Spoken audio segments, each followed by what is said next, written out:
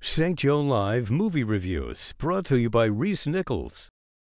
July 4th has passed, so now we're in the latter half of the summer movie season. This time, things are getting a little scary. Or are they? The Gallows is directed by first-time directors Travis Clough and Chris Loffing. The movie takes place 20 years after a horrific accident during a small-town school play. Students at the school resurrect the failed show in a misguided attempt to honor the anniversary of the tragedy, but soon discover that some things are better left alone. Since the return of the found footage craze with the Paranormal Activity movies, we've seen some really good ones and other ones that I wish were erased from my memory. This is the latter. The Gallows aims at combining that creepy boogeyman vibe of classic slashers like Halloween and Friday the 13th with haunted house movies like Paranormal Activity and Insidious.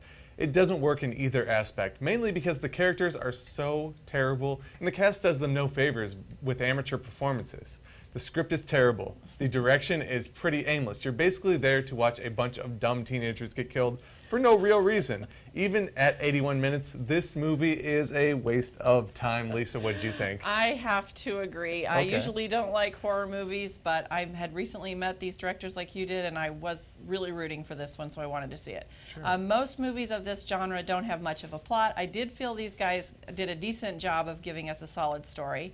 I also enjoyed the pre-release work they did on social media. Anywhere you went on social media, you heard about the Gallows, so I think that probably helped them.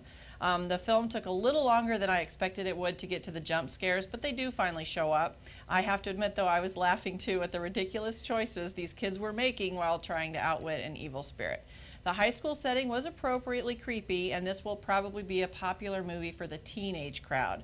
As much as I was rooting for this one, I too have to say I was disappointed. What would you give it for a rating? 1.5. I'm also going to give this 1.5 Joes. There is one good scare, but they give it away in the trailer, so if you really want to see the movie and get scared, just watch the trailer again. That's true. To read my review of The Gallows and my interview with the movie's directors, check out St. Joe Live in Friday's edition of the St. Joseph News Press, or go online to stjoelive.com. Be sure to join us next week as we review the new Judd Apatow movie, Trainwreck. In the meantime, I'm Andrew Gogg. And I'm Lisa Erdman. We'll see you next week.